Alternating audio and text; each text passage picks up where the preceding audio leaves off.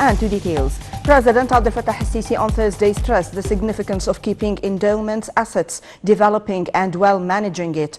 During his meeting with Minister of Religious Endowments, Mohammad Mukhtar Gom'a, and Presidential Advisor for Financial Affairs, Mohammad Amin, the President instructed to take all necessary urgent measures to eliminate all violations against the endowments. The head of state also gave his directives to make sure that all documented dealings related to it were issued from the Secure Documents Center. He directed expansions in the ministry's publishing activities concerning religious culture of children. Presidential spokesman Bassam Radi said the meeting tackled efforts exerted by the ministry to develop the endowments authority, as well as training imams and the ministry's activity in writing, translation and publishing. Minister Gom'a reviewed his ministry's efforts in managing the assets of the endowments authority. He pointed out that the authority has reached its highest ever revenues in the fiscal year 2020-2021, hitting 1.8 billion Egyptian pounds, with a rise of 16% compared to the previous fiscal year. Prime Minister Dr. Mustafa Madbouli asserted on Thursday the importance of enhancing African efforts in the field of local production of coronavirus vaccines. Madbouli expressed Egypt's readiness to mobilize all capabilities in support for a partnership with the continent nations for manufacturing vaccines. These came in the Prime Minister's remarks as he delivered Egypt's speech on behalf of President Abdel Fattah al-Sisi at the African Union Summit Bureau's Assembly on the coronavirus pandemic. Madbouli noted that Egypt attaches its top priority to support African pursuits for an access to coronavirus vaccines and an increase to the continent's share of the jabs. He hinted at the significance of international backing for African efforts while recovering from the economic repercussions of the pandemic.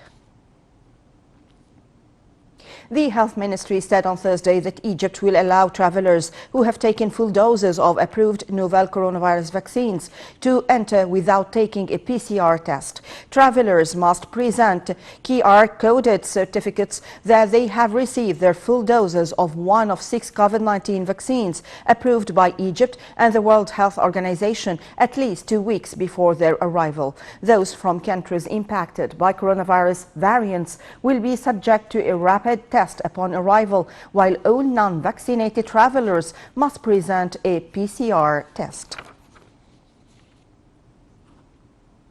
Egypt restored 114 antiquities smuggled to France in the framework of the state's strategy to preserve its acquisitions and history. According to a public prosecution statement, Public Prosecutor Hamed Assawi and a senior-ranking delegation retrieved the artifacts at the premises of the Egyptian embassy in Paris. The move came upon an investigation by the prosecution in cooperation with French judiciary authorities, which resulted in halting procedures for selling such artifacts than their restoration.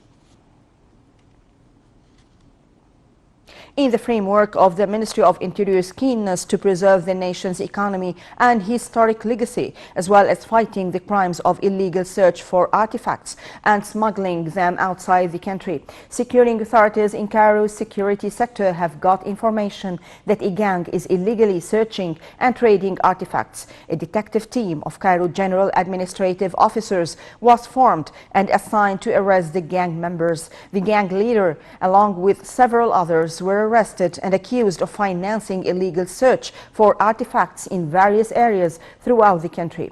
201 artifacts were found with the gang, including statues and stones from various historic eras.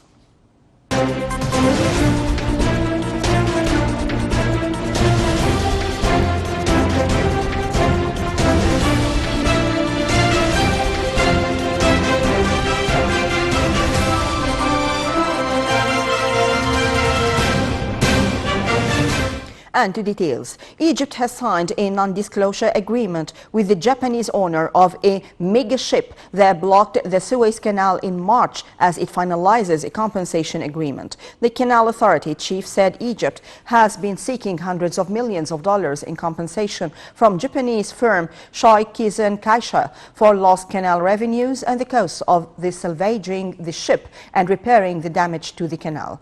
It slashed its initial claim for $900 million to $550 million late last month, but the final amount has been the subject of tough negotiations between the two sides. Egypt's stock indices ended the Thursday's session in a semi-collective regression, losing around 221.26 million of market capitalization. The benchmark EGX 30 index inched up 0.06%. Meanwhile, the EGX 70 index for small and medium businesses declined 0.79%. The broader EGX 100 index inched down 0.58%.